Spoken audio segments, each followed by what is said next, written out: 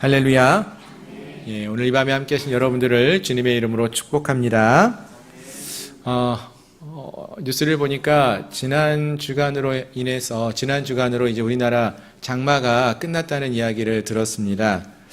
장마는 끝났지만 또 우리에게는 또 8월, 9월에 또 태풍도 올 수 있고 하기 때문에 해마다 우리가 이 여름을 보낼 때는 이런 날씨와 일기에 참 조심을 해야 되지 않나 하는 생각을 해봅니다. 특히 우리나라는 여름이 되면은 장마 또는 태풍과 같은 기간에 큰 폭우가 쏟아져서 많은 피해를 얻는 그런 경우가 참 많이 있었던 것 같습니다.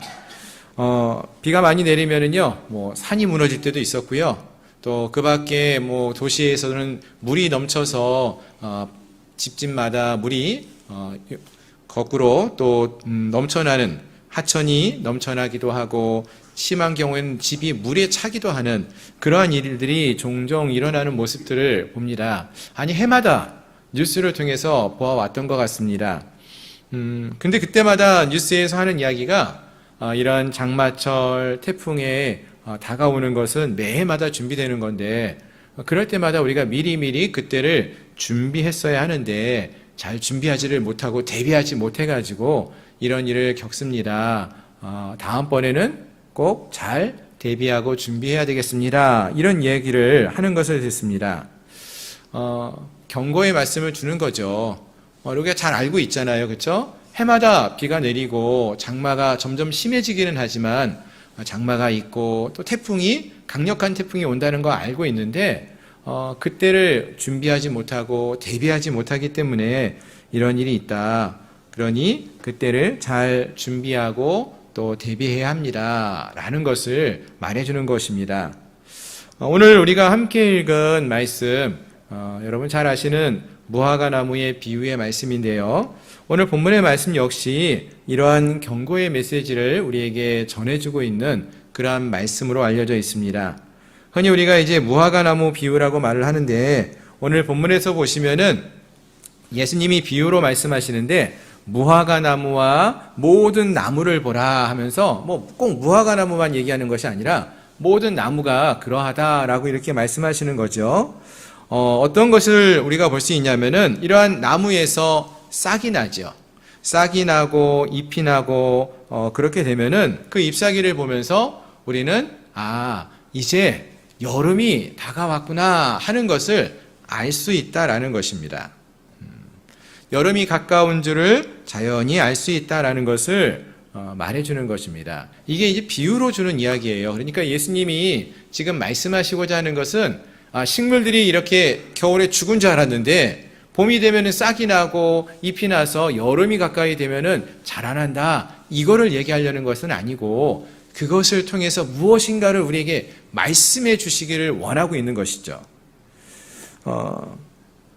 일단은 이 비유 얘기를 좀 더 생각해 보면은요, 일반적으로 사람들은 이렇게 나무의 잎사귀를 보면서 여름이 가까이 왔다는 것을 당연히 아는 것입니다. 그러니까 이거는 명명백백한 그런 모습이라는 거죠. 나뭇잎이 막 자라나요. 그리고 우리 교회 앞에 보니까 목련이 있는데 목련이 꽃이 폈어요. 이때가 언제죠? 봄이 되는 때가 목련이 피는 때죠. 근데 지금 보니까 한여름인데 목련이 꽃을 폈어요. 이 이상한 일이에요. 이상한 일을 생각하는 게 아니라 지금 명명백백한 그러한 상황을 우리가 생각해야 합니다. 당연한 일이 있다는 것이죠. 이렇게 잎사귀가 난다라는 것, 그 잎사귀를 보면서 봄이 되고 여름이 가까워오고 있다라는 것을 알게 된다는 것입니다. 이건 우리가 눈이 있으면 보면서 확실하게 다 알 수 있는 내용입니다. 저희 교회에서도 있는 마당에 있었던 예전에 벚나무가 있을 때는 봄이 되면 하얗게 피는 꽃을 보면서 봄이 되었다. 꽃이 떨어지면은 꽃술이 떨어지고 또 열매가 떨어져서 땅이 빨개지면은 이제 점점 여름이 지나가고 있구나. 이렇게 가을이 되면은 낙엽을 쓸게 되면 가을이 되는구나. 이 시간이 흐르는 것을 알 수 있다는 것입니다. 오늘 본문에서 예수님이 이 비유의 말씀을 해주고 계시는데 이건 역시 같은 말씀이라는 것입니다. 무엇인가 우리에게 말씀해 주시려고 하는데 그것은 이와 같이 어떤 시간이 명명백백하게 다가오고 있음을 보여주는 사건들이 있다는 것이죠. 어떤 내용을 예수님께서 그럼 이 비유로 우리에게 말씀해 주시려고 하느냐? 이 앞단락에 나오는 내용을 여러분 잘 아실 거예요. 이 누가복음 21장 29절 앞에 나오는 이야기들이 어떤 내용이 있는가 하면은 예수님께서 앞으로 예루살렘과 성전이 환난을 당하게 될 것이고 무너지게 될 것이고 또 주님이 다시 오실 것임을 말씀해 주고 있는 내용이 그 앞에서 나오고 있어요. 그리고 나서 주어지는 것이 이 비유의 말씀이라는 것입니다. 따라서 이 말은 우리가 눈에 보이는 무화과 나무와 그 잎이 많아지는 것을 보면서 여름이 곧 올 것을 알 수 있는 것처럼 이제 이 21장의 10절, 11절에서 보시면은 이제 이 땅에 민족과 민족이 싸우고 나라가 대적하여 싸움을 하게 되고 곳곳에 큰 지진과 기근과 전염병이 있겠다. 이런 이야기를 합니다. 근데 이런 일들이 있으면은 어떤 일이 있을 것을 우리가 알 수 있는가? 주님이 다시 오실 날이 멀지 않았다라는 것을 알 수 있어야 한다라는 것이죠. 그러니까 무화과 나무에 잎이 막 나면은 여름이 가까운 것을 아는 것처럼 이런 여러 가지 사건들이 많이 일어나는 모습을 보면서 주님이 다시 오실 날이 멀지 않았구나 이 사실을 알라고 말씀하시는 것입니다.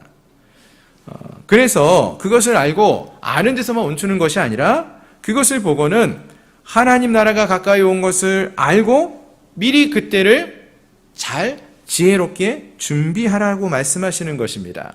어떠한 준비를 해야 하느냐? 31절 먼저 보시면은 31절 이하에서 이와 같이 너희가 이런 일이 일어나는 것을 보거든 하나님 나라가 가까이 온 줄 알라. 내가 진실로 너희에게 이르노니 이 세대가 지나가기 전에 모든 일이 다 이루어지리라. 천지가 없어지겠으나 내 말은 없어지지 아니하리라 라고 말씀하십니다. 이러한 일을 일어난다는 것을 알게 되면은 미리미리 준비하라고 말씀하시는 것이죠.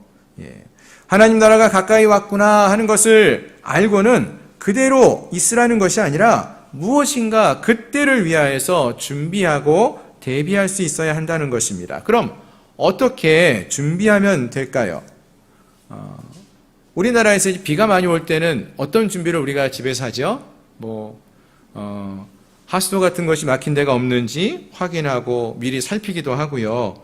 또 비가 올 때에 비가 새는 곳이 있지 않을지 미리 이런 것들을 고치고 확인하는 그러한 일들을 우리가 합니다. 나라에서는 댐을 물을 미리 방출해서 비가 올 것을 대비하는 이런 일도 합니다. 그렇다면은 말세를 살아가는 주의 백성들이 이 마지막 때를 대비하기 위해서는 또 주님 다시 오실 날을 대비하기 위해서는 어떠한 삶을 살아야 하느냐? 그 내용이 이제 오늘 본문 34절 이하에서 나오는데요. 34절을 보니까 이렇게 말하고 있습니다. 우리 함께 한번 읽어볼까요? 34절 시작. 너희는 스스로 조심하라. 그렇지 않으면 방탕함과 술 취함과 생활의 염려로 마음이 둔하여지고 뜻밖의 그날이 덫과 같이 너희에게 임하리라. 아멘. 그렇습니다. 종말의 시대를 살아가는 우리가 조심해야 된다라고 말씀하셔요. 무엇을 조심해야 하느냐? 방탕함과 술 취함과 생활의 염려를 하지 않도록 조심하라 이렇게 말하고 있습니다. 하나씩 그 내용을 생각해 보면은 방탕함이라는 것이 무엇인가 생각해 보니까요. 국어사전을 찾아보니까 방탕함이라는 것이 마음이 막 들떠가지고 갈피를 잡지 못하고 그리고 또 술이나 어떤 성적인 쾌락 또 노름 등에 과도하게 빠져서 바르게 살지 못하는 것을 방탕함이라고 지칭하고 있었습니다. 즉 세상에서 여러 가지 즐거움에 빠져가지고 자기의 시간과 삶을 헛된 것에 잘못된 것에 사용하는 그러한 모습을 방탕함이라고 말하는 것이겠죠. 또 술 취하지 말라라고 말하고 있는데요. 술 취한 사람들의 특징이 뭔지 아십니까, 여러분? 술 취한 사람들은요, 자기가 술 마시면 용기가 있대요. 사실 자기가 뭐라고 말하는지 모르거든요. 술에게 우리의 마음과 생각을 빼앗긴 상태를 술 취한 상태라고 말을 하는 것이거든요. 그래서 우리의 마음과 생각을 술에 빼앗긴 그러한 삶을 살지 말라고 말하는 것이죠. 그리고 이제 생활의 염려가 나오고 있는데요. 생활의 염려라는 것은 우리의 삶 속에서 우리가 갖게 되는 걱정과 근심을 말하는 것입니다. 무엇을 먹을까, 무엇을 마실까, 무엇을 입을까 하는 그러한 염려들. 어떻게 살아가지? 당장 한 달을 내가 어떻게 살아갈 것인가? 이러한 걱정을 말하는 것입니다.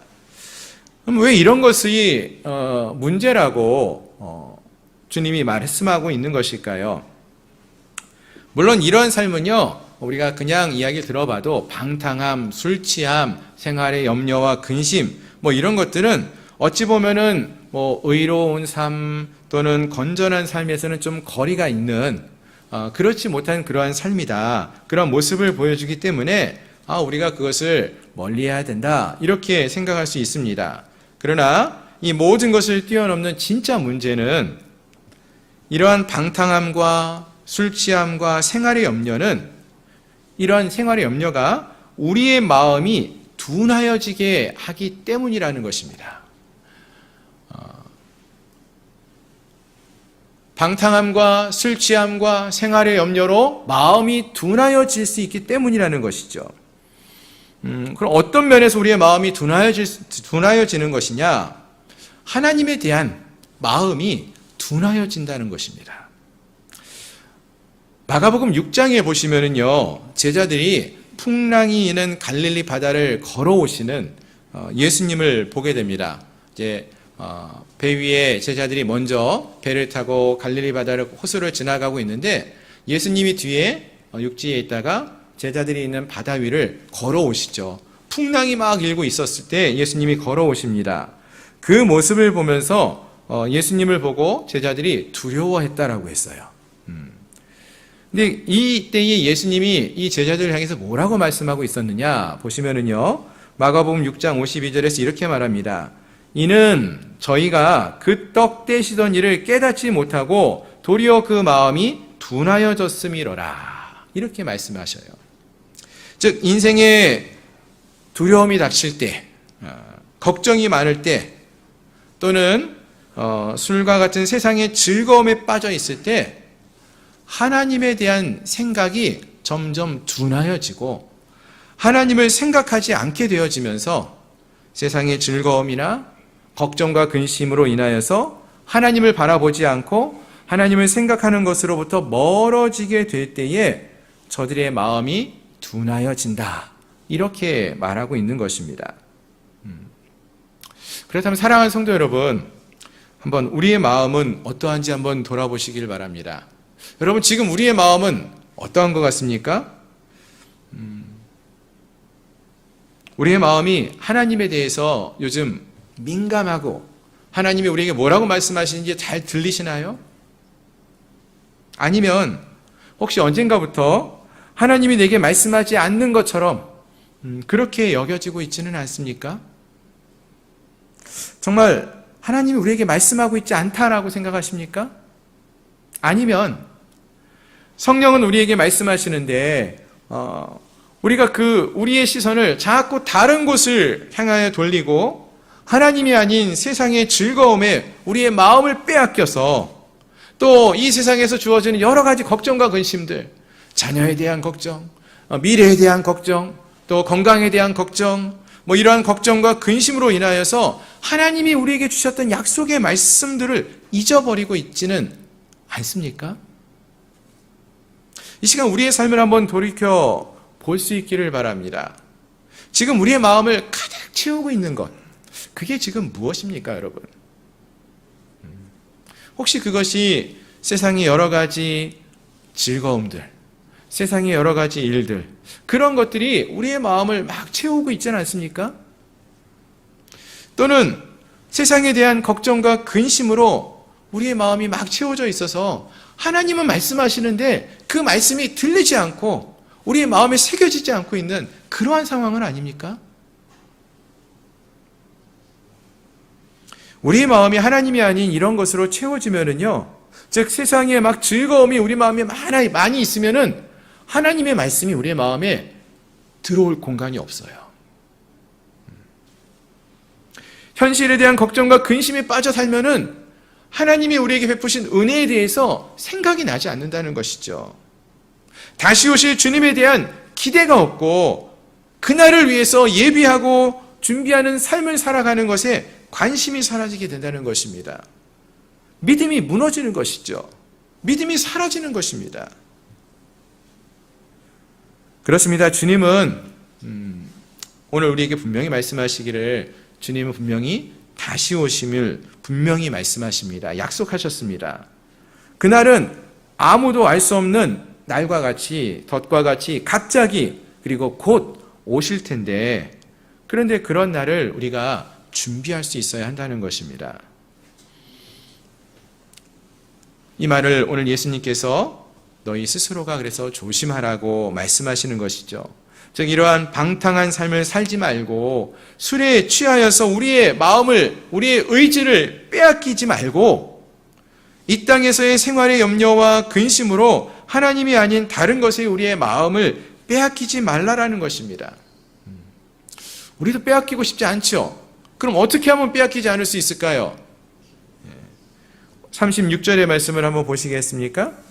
36절에서 보면은 이렇게 말씀하시죠. 이러므로 너희는 장차 올 이 모든 일을 능히 피하고 인자 앞에 서도록 항상 기도하며 깨어 있으라. 아멘. 예. 항상 기도하며 깨어 있으라라고 했습니다. 그렇지 않으면은 유혹에 빠져서 넘어질 수밖에 없고, 기도하지 않으면은요, 세상의 근심이 우리의 마음에 가득해서 불안해가지고 하나님이 우리에게 뭐라고 말씀하시는지 들리지 않습니다. 기도하지 않으면은 세상에 즐거운 일이 얼마나 많은데 그 즐거움을 추구하다가 거기에 빠져들게 된다는 것이죠. 당장 오늘 무엇을 먹고 살 것인가, 그 염려와 근심에 빠지기 쉽습니다. 그렇습니다. 오늘 이 말씀, 무화과 나무의 비유의 말씀 우리가 여러 번 많이 들어왔고, 또 올해도 우리 마가복음에서도 이 말씀 묵상하면서 이 말씀을 다뤄보기도 했었어요. 근데 우리가 오늘 이 말씀을 읽다가 보니까 우리 주님께서 우리에게 주시는 것이 이러한 방탕함과 술 취함과 생활의 염려로 우리의 마음이 둔하여지지 않도록 조심할 것을 말씀해 주고 있다는 것이 우리가 좀 많이 묵상하고 생각하기를 원하는 구절이 됩니다. 특히 이 34절부터 36절에 나오는 이 말씀 우리가 다시 한번 우리가 잊지 말고 곰곰이 생각하며 묵상하며 나가기를 원하는데요. 사실 우리가 살고 있는 이 시대에 어떤 것 같습니까? 여러분, 지금 이 시대가 어떤 모습이 많이 보이나요? 큰 지진도 많이 일어나고 기근과 전염병이 일어나는 것, 그런 모습들도 많이 보고, 그보다 더 적극적으로 주님이 다시 오실 때가 멀지 않았음을 말해주는 사건들이 많이 있다라고 말을 합니다. 그런데 무엇보다도 우리가 주목하기 원하는 것이 이 시대의 사람들이 방탕함과 술 취함과 생활의 염려로 살아가는 모습을 너무나 많이 보이고 있지 않습니까? 사도 바울도 이와 비슷한 말씀을 하고 있어요. 디모데후서에서 보시면은 너는 이것을 알라, 말세에 고통하는 때가 이르러 사람들이 자기를 사랑하며 돈을 사랑하며 자랑하며 교만하여 비방하며 부모를 거역하며 감사하지 아니하며 거룩하지 아니하며 무정하며 원통함을 풀지 아니하며 모함하며 절제하지 못하며 사나우며 선한 것을 좋아하지 아니하며 배신하며 조급하며 자만하며 쾌락을 사랑하기를 하나님 사랑하는 것보다 더하며 경건의 모양은 있으나 경건의 능력은 부인하니 이 같은 자들에게서 내가 돌아서라. 아멘. 이런 말씀을 하십니다. 말세의 때가 어떠한 특징이 있다라는 것을 바울이 이렇게 우리에게 말해주고 있는데요. 한마디로 그 때는, 말세는 자기를 사랑하는 때라고 말하고 있습니다. 또 세상에 방탕한 삶을 사는 것과 같은 그러한 때라고 분명히 설명하고 있는 것이죠. 하나님의 말씀보다 쾌락을 사랑하는 때입니다. 요즘 우리가 보는 이 시대가 딱 그러한 때 아닙니까?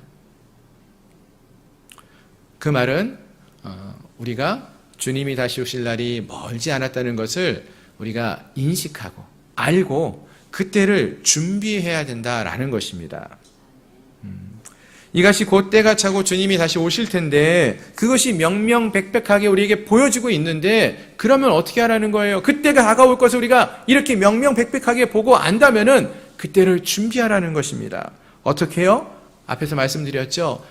깨어서 기도함으로 이때를 준비하라는 것입니다. 우리의 마음이 둔하여지지 않도록 하나님의 말씀하시는 것들에 민감하게 반응하도록 깨어 있으라는 거예요. 기도하라는 것입니다. 그래서 주님이 우리에게 깨어 있으라고 기도하라고 말씀하시고요. 그리고 37절, 38절에서는 예수님이 직접 그러한 삶의 모범을 살아가는 모습을 보여주고 계셔요. 그래서 37절 말씀 보시면은 예수님께서 낮에는 성전에서 말씀을 가르치시고 밤에는 나가서 감람원에서 쉬었다라고 말씀하시죠. 예, 밤에 감람원에 나가서 쉬었다. 예, 어떻게 쉬셨을까요? 예, 누가복음에서 보시면 예수님은요 밤에 산에 자주 가셔요. 산에 가서 무엇을 하셨는가 보면은 밤이 맞도록 하나님께 기도했다라고 말씀하고 있습니다. 즉 하나님 안에 거하며 기도하는 것, 그것이 바로 주님이 쉬는 그러한 모습 중에 하나였다는 것입니다. 즉 말씀을 가까이 하고 배우고 또 하나님께 엎드려 기도하는 가운데서 거하는 그러한 삶을 살 것을 예수님께서 말씀하여 주시고 가르쳐 주시고 실제로 그러한 삶을 살아가는 모습을 보여주고 있다는 것입니다. 그렇습니다. 사랑하는 성도 여러분, 지금 우리가 이 마지막 시대를 살아가고 있습니다. 이때 우리가 가져야 할 모습은 세상에 대한 염려와 근심으로 그리고 세상 속에서 방탕함과 술 취함과 같은 자기 만족의 삶을 살아가는 것이 아니라 주님 안에 머물며 말씀과 기도로 깨어있는 그러한 삶을 살아가야 할 것입니다.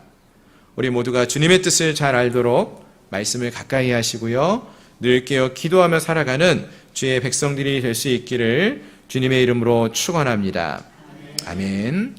말씀을 정리하겠습니다. 요즘 젊은 아이들을 보면은요, 참 우리 시대나 또 우리 위에 계신 우리 권사님들, 집사님들 시대하고는 참 세대 차이가 느껴진다고 할 정도로 참 많이 다르다는 것을 생각할 수 있습니다. 뭐 다른 점이 한두 가지가 아닌데 일단은 그 물질에 있어서 재정에 있어서 넉넉하게 많이들 살아오다 보니까 뭐 물질을 쓰는 거에 있어서 아까운 줄 모르고 잘 쓰는 그런 모습들을 보아요. 전혀 아끼지 않고 자기 있는 걸 다 펑펑 쓰는 그런 모습을 봅니다. 뭐 젊은이들 중에서 보면은 아르바이트를 하고 돈을 벌어요. 왜 돈을 버느냐 하면은 여행 가려고, 즐기려고 돈을 번다는 거예요. 예. 그런가 하면 우리 권사님들, 집사님들 세대는 어떤 세대입니까? 예. 한 푼, 두 푼이라도 아껴야 하죠. 예. 아끼고 또 저축하고 정말로 작은 것들도 절약하고 아끼면서 부지런히 살아오시지 않았습니까? 10원, 20원을 모으려고 얼마나 열심히들 다녔어요. 그렇죠? 예.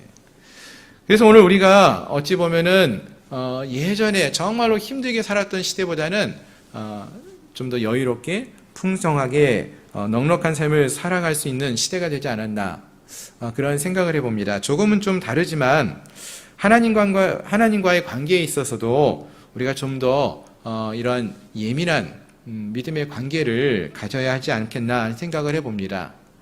하나님이 우리에게 무엇이라고 말씀하시는지 우리가 잘 듣고 따르고 하는 그런 믿음의 삶을 살아야 할 줄로 믿습니다. 세상의 것에 우리의 마음을 빼앗기고 근심과 걱정으로 하나님을 향한 우리의 마음이 둔해지지 않도록 우리가 항상 깨어서 기도하며 나가야 하겠다라는 생각을 해봅니다. 특히 오늘 말씀을 우리가 살펴보면서 다시 한번 기억하고 넘어가기 원하는 것은 예수님께서 무화과 나무 비유의 말씀을 하셨죠. 나무에 잎사귀가 나오면서 그 모습을 보면은 이제 여름이 왔구나, 이 사실을 명명백백하게 알 수 있는데, 그와 같이 이 시대에 우리 주님께서 조그만 말씀으로 우리에게 깨닫게 하시고 말씀해 주시는데, 거기에 대해서 우리가 너무나 둔하게 하나님의 말씀을 듣지 못하고 있지 않는지, 깨어있지 못하는지 우리가 좀 돌아봤으면 좋겠습니다. 세상의 즐거움에 우리의 마음이 빼앗겨서, 또는 세상의 근심 때문에, 돈 때문에 거기에 우리의 마음이 빼앗겨서 하나님이 얼마나 우리를 사랑하시는지, 또 우리 주님이 약속하신 말씀처럼 다시 오실 그 주님이 얼마 있지 않으면 정말 다시 오실 텐데, 자꾸 우리가 이런 생각을 잊어버리고 주님이 우리에게 명명백백하게 말씀해 주시고 보여주시면서 이제 곧 주님 오신다라고 말씀하여 주시고 보여주시는데, 우리가 자꾸 그것을 깨닫지 못한 채 세상의 즐거움에 빠져 살고 세상의 근심 가운데 살아가고 있지는 않은지 돌이켜보고, 이 시간 우리의 영혼이 다시 한번 주님 안에서 깨어 일어설 수 있는, 민감하게 반응하며 주님이 우리에게 속삭이든 말씀하셔도 우리가 그 말씀에 민감하게 반응하며 들을 수 있는, 또 믿음으로 반응하며 나갈 수 있는 그러한 주의 백성들이 되시기를 소망합니다. 특히 이 여름 날씨도 덥고요, 몸도 지치기 쉬운 그러한 때입니다.